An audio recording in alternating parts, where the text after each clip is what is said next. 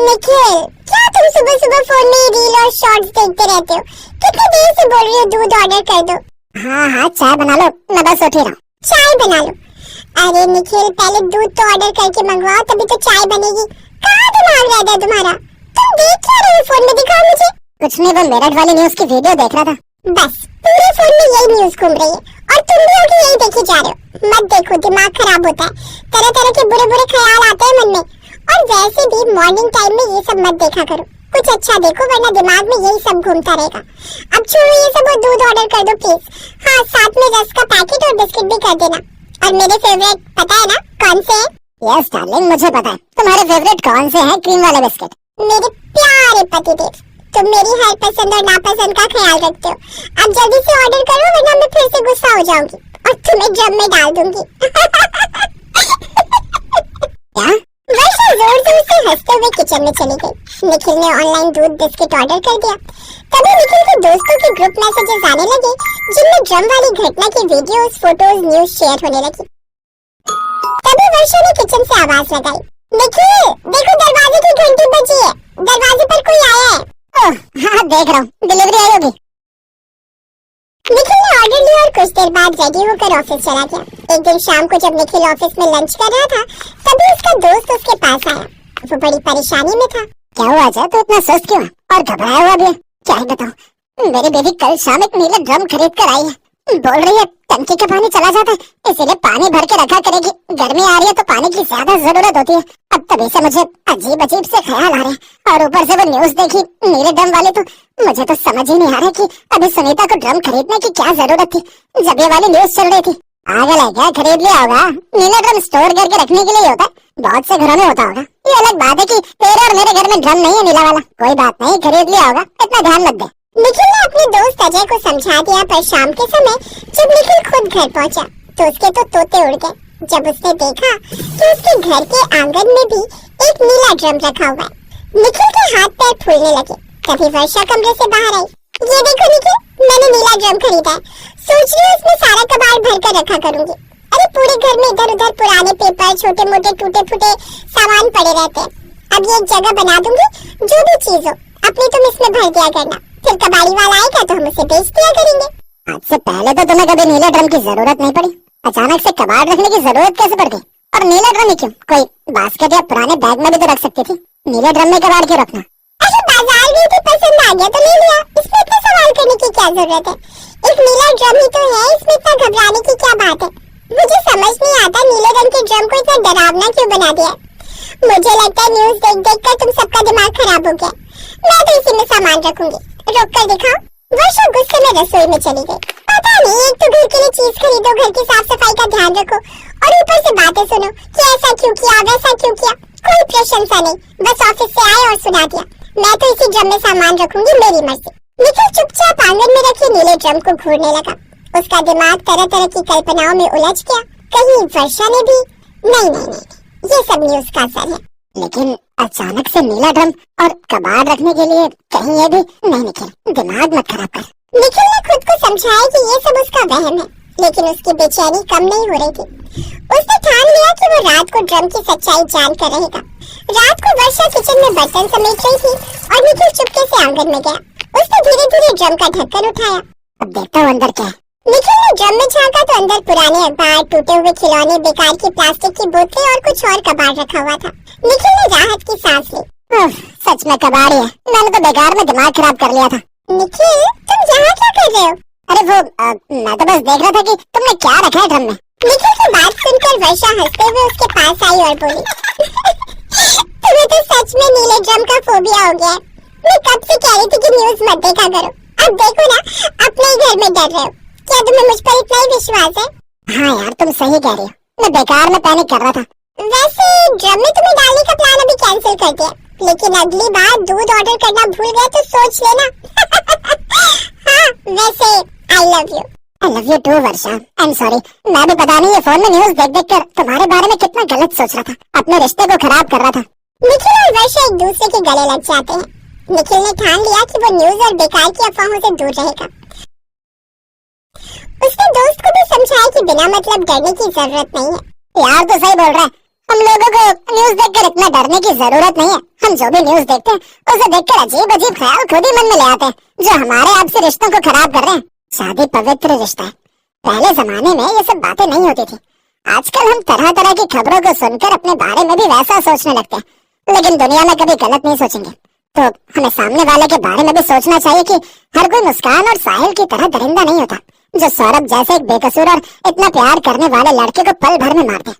ऐसा काम जो लोग करते हैं शायद उनका दिल ही नहीं होता। कभी वर्षा और स्नेहा जाते हैं। उन दोनों ने कैफेटेरिया में निखिल और अजय की बातें सुन ली थी। भैया आपने बिल्कुल सही कहा, हम दोनों इसीलिए यहाँ आए हैं क्योंकि हम जानते थे कि आप दोनों अभी भी इसी बात को लेकर परेशान होंगे। पर आप दोनों की बातें बिल्कुल सही है। कम से कम आपने इस बात पर यकीन तो किया कि हर लड़की मुस्कान और हर लड़का साहिल नहीं होता। रिश्तों में विश्वास जरूरी है। पति पत्नी का रिश्ता प्यार और विश्वास की नींव पर टिका होता है। अजय, अब आप भी मन से सारे बुरे ख्याल निकाल दीजिए। देखिए, क्यों ना हम सब घूमने के लिए हिमाचल चले? हिमाचल? हिमाचल घूमने का नाम सुनकर चारों जोर से हंस पड़ते हैं।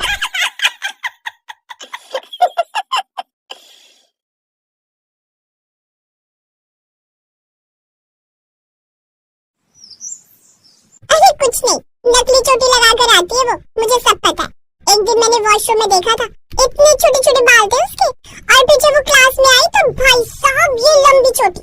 मैं तो तभी समझ गई थी तुम लोग फालतू में ही उसके बालों की हाइप क्रिएट करती रहती हो। अरे पागल बनाती है वो तुम सबको। दिव्या ऐसी ही थी, जब तक वो दिन भर में 4-5 बातें इधर की उधर और इधर की उधर ना कर ले, उसका खाना ही हजम नहीं होता था। अपनी इसी आदत से उसने अपनी कई सहेलियों को आपस में लड़वा दिया था। पर ऐसे ही वक्त गुजरता चला गया और फिर दिव्या की शादी हो गई। अब मेरी बात सुनो ना। हाँ भाई, क्या हो गया? तब से दिमाग खाई जा रही हो। दिमाग नहीं खा रही हूँ, कुछ बताना चाहती हूँ। रोहन, लो बैठ गया सब छोड़ छाड़ के, बताओ क्या बात है? वो गली नंबर 4 की शर्मा आंटी को जानते हो ना? वो जो मोटी सी है? हाँ हाँ, वही। अरे बहुत ही बुरी औरत है वो। एक तो खा खा कर मोटी हो गई है, ऊपर से सबसे चुगली करती फिरती है। तुमने ये बताने के लिए मुझे यहाँ बैठा है? नहीं, ये बताने के लिए नहीं, बल्कि ये बताने के लिए कि उस मोटी की लड़की भाग गई है। भाग गई? मतलब? अरे उसका किसी लड़के से चक्कर था, तो दोनों ने भागकर शादी कर ली। हाँ तो ठीक ही किया उसने। अरे पर वो लड़का ब्राह्मण भी नहीं है। हाँ तो क्या हुआ? वैसे दिव्या, ये जो तुम कर रही हो ना, इसे भी चुगली ही कहते हैं। हाय, कैसी बातें कर रहे हो आप? मैं चुगली कर रही हूँ? अरे इसे चुगली नहीं कहते, इसे तो वो हाँ बताओ ना, क्या कहते हैं? इसे तो बस बात बताना कहते हैं, और क्या। तुम भी ना गजब करती हो। चलो अब मैं नहाने जा रहा हूँ, और तुम ना जरा अपनी ये आदत छोड़ दो यहाँ से वहाँ करने की, वरना किसी दिन बड़ी दिक्कत में पड़ जाओगी। हाँ ठीक है, जाओ आप। अब तो बात ही करना बेकार है। अपने पति से बहस करने के बाद दिव्या कपड़े प्रेस करने लगती है। फिर उसी शाम, अरे दिव्या इधर तो आओ। जी मम्मी जी, मैं और तुम्हारे पापा मंदिर जा रहे हैं। अच्छा ठीक है मम्मी जी, 1 मिनट। वो मंदिर के पास जो लड़की बैठती है ना, फूल बेचने वाली, अरे वो गोरी सी। कौन? आरती? हाँ, क्या हुआ उसे? उससे प्रसाद मत लेना आप लोग। क्यों भाई, क्या बुराई है उसके प्रसाद में? हाँ, और हम तो इतने सालों से उसी की दुकान से प्रसाद ले रहे हैं। अरे नहीं मम्मी जी, पता है वो विधवा है। नहीं, वो तो सिंदूर लगाती है, मुझे याद है अच्छे से। हाँ, वो इसलिए ताकि उसकी दुकान चलती रहे। मतलब ये कि प्रसाद तो हमेशा सौभाग्यवती से ही लेना चाहिए ना। मुझे तो किसी ने बताया कि उसका पति तो 2 साल पहले ही मर गया था, पर फिर भी उसने सिंदूर लगाना नहीं छोड़ा। अब बताइए, ऐसी धोखेबाज औरत से प्रसाद लेंगे क्या आप? ओहो दिव्या, तुम भी ना, मतलब किसी ने तुम्हारे कानों में कोई बात डाल दी और तुमने यहाँ उड़ेल दी। क्यों? उड़ेली नहीं है पापा जी, मैंने तो बस करो दिव्या, पता नहीं तुम्हारी ये आदत कब जाएगी। ये कहकर महेश और रीना मंदिर के लिए निकल गए। उधर दिव्या धीरे से बड़बड़ाने लगी। भलाई का तो जमाना ही नहीं है, एक तो इनके भले की बात करो, ऊपर से ये सब लोग कहते हैं कि मैं चुगली करती हूँ। अरे ये कोई चुगली है भला? मेरी तो कदर ही नहीं है इस घर में। दिव्या गुस्से में रसोई में गई और खाना बनाने की तैयारी करने लगी। फिर उसने जैसे ही फ्रिज खोला, लो सब्जी नहीं है तो खाना क्या बनाऊं, अब मुझे ही सब्जी लानी पड़ेगी। झल्लाई दिव्या ने झट से झोला उठाया और घर में ताला लगाकर सब्जी मंडी की तरफ तेज कदमों से चल पड़ी। तभी वो एक आदमी से जोर से टकरा गई। टक्कर की वजह से वो दोनों ही गिर पड़े और फिर माफ करना बेटी, तुम ठीक तो हो ना? दिखता नहीं है क्या आपको अंकल? उफ, ये सारे बुड्ढे एक जैसे होते हैं। एक मेरे ससुर जी ने दुनिया में सब कुछ अच्छा ही अच्छा दिखाई देता है, उन्हें उस प्रसाद वाले में कोई बुराई नहीं दिखती, और एक आप जिन्हें रास्ते में चलते लोग दिखाई नहीं देते। अरे बाप रे, इतना गुस्सा सेहत के लिए ठीक नहीं है बेटी। मेरी सेहत की चिंता आप मत करो और जाकर अपनी आंखों का चेकअप कराओ। वो गली देख रहे हैं, वहाँ डॉक्टर गुप्ता बैठता है, उसके पास मत जाना, चाहे कहीं भी चले जाना। क्यों भाई, क्या बुराई है उसमें? अरे ढोंगी है ढोंगी। पिछले साल उसकी दुकान पर स्वास्थ्य विभाग का छापा पड़ा था, डिग्री विग्री सब फर्जी निकली थी उसकी, लेकिन यहाँ के बेवकूफ लोग फिर भी उसी के पास जाते हैं। बताओ। ठीक है, नहीं जाऊंगा उसके पास। दिव्या ने रंगा के सामने गुस्से से हाथ जोड़े और वहाँ से भन्नाती हुई निकल गई। लेकिन जाते जाते उसने डॉक्टर गुप्ता की बुराई करने में भी कोई कसर नहीं छोड़ी थी। फिर रात को हाँ जी मैडम, शादी को 40 साल पूरे होने वाले हैं, बताओ तुम्हें क्या तोहफा चाहिए? कुछ नहीं चाहिए मुझे। तो ठीक है, फिर हम अपनी पसंद से लेकर आएंगे तुम्हारे लिए तोहफा। अच्छा जी, ऐसा क्या खास है? खास तो है, पर अभी नहीं, 2 दिन बाद दिखाएंगे, शादी की सालगिरह वाले दिन। रसोई के बाहर बैठकर महेश और रीना एक दूसरे से बात कर रहे थे। जो रसोई में काम कर रही दिव्या सुन रही थी। फिर थोड़ी देर बाद, क्या दे रहे हो गिफ्ट में मम्मी पापा को? ओह शिट, मैं तो भूल ही गया कि उनकी एनिवर्सरी है। कल ही कोई अच्छा सा गिफ्ट लेकर आता हूँ। आप ना अपने पापा से सीखो, कितने साल हो गए उनकी शादी को, वो तब भी मम्मी जी से कितना प्यार करते हैं। मतलब तुम कहना क्या चाहती हो? अरे फर्स्ट एनिवर्सरी पर मैंने तुम्हें सोने की अंगूठी दी थी। हाँ तो इतना बड़ा गिफ्ट भी नहीं ले आए थे तुम मेरे लिए। दिव्या को ये भी नहीं पता था कि उसके ससुर उसकी सास को क्या गिफ्ट देने वाले हैं, पर वो उससे पहले ही अपने पति से भिड़ गई। लड़ाई हुई तो दिव्या गुस्सा होकर घर से बाहर पार्क में जाकर बैठ गई और वहीं बेंच पर एक पुराने से कपड़ों में एक लड़की बैठी रो रही थी, जिसे देखकर दिव्या ने अपना गुस्सा कुछ कम किया और उससे पूछा, तुम कौन हो और ऐसे रो क्यों रही हो? कुछ नहीं दीदी, बस ऐसे ही। अरे बताओ भी। दीदी मेरा नाम महिमा है और मैं गली नंबर 5 पे रहती हूँ। वहाँ मेरा ससुराल है, पर मेरे ससुराल वाले बहुत खराब है। मैं दिन भर काम करती हूँ लेकिन किसी को मेरी कदर ही नहीं है। हाँ बहन, बस यही हालत मेरी भी है। अरे मेरी एक सहेली है, उसकी किस्मत पता है कितनी अच्छी थी।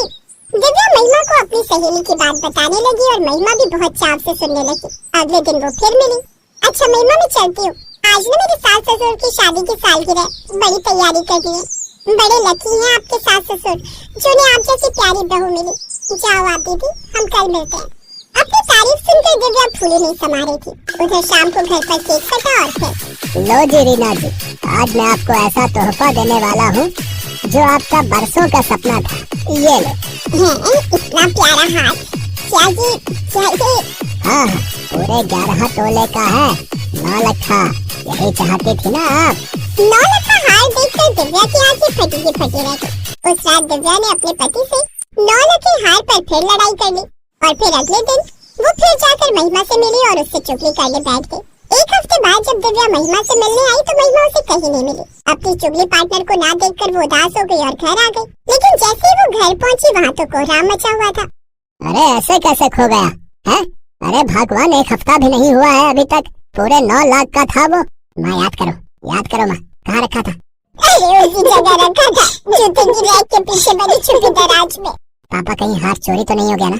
अरे ऐसे कैसे चोरी हो जाएगा? पहली बात तो हम चारों के अलावा उस दराज के बारे में किसी को पता नहीं है, और दूसरा चोर आएगा तो कुछ और भी तो चुराएगा ना। अरे सब ऐसे ही रखा है, कुछ चोरी नहीं हुआ उस 9 लखा हार के सिवाय। इतना सुनते ही दिव्या वहीं अपना माथा पकड़कर बैठ गई। आपके पति आपसे बहुत प्यार करते होंगे ना दीदी? अरे हाँ, 1 नंबर के कंजूस पति है। पता है मेरे ससुर ने 40 सालों बाद मेरी सास को 9 लखा हार दिया है, सोचो। अरे वाह, ये तो बहुत बड़ी बात है। पर दीदी आगे जाकर तो वो हार आपका ही होगा ना? क्या बात कर रही हो दीदी, उस हार को आपने छूकर भी नहीं देखा क्या? कहाँ यार, वो हमारे घर में छुपी हुई दराज है जूते स्टैंड के पीछे। उसकी एक ही चाबी है जो सास हमेशा अपने पास रखती है। मुझे तो कभी फटकने भी नहीं देती उस रैक के पास। दिव्या को अपनी गलती का एहसास हो गया था। वो समझ गई थी कि उसने अपनी चुगली की आदत से अपने ही पैर पर कुल्हाड़ी मार ली थी। अब ना तो वो हार उसकी सास का था और ना उसका। पर हिम्मत करके उसने अपने घर वालों को सारी बात बताई और फिर पुलिस को, और किस्मत से हुलिये के आधार पर पुलिस ने महिमा और एक आदमी को पकड़कर हार बरामद कर लिया। आप तो वही अंकल है ना? हाँ, मैं चोर हूँ, और जिस दिन तुम मुझसे टकराई थी तभी मैं समझ गया था कि तुम बहुत बेवकूफ हो, और मैंने ही महिमा को तुम्हारी दोस्त बनने को कहा था। पर हमारी किस्मत खराब निकली कि हम हार चुरा कर भाग नहीं पाए। पापा जी, मम्मी जी, रोहन, आप सब मुझे माफ कर दो। मैं आगे से किसी की चुगली नहीं करूंगी और अपनी आदत भी बदल दूंगी। पक्का ना? अगर ऐसा है तो तू ये हार पहनकर देख सकती है।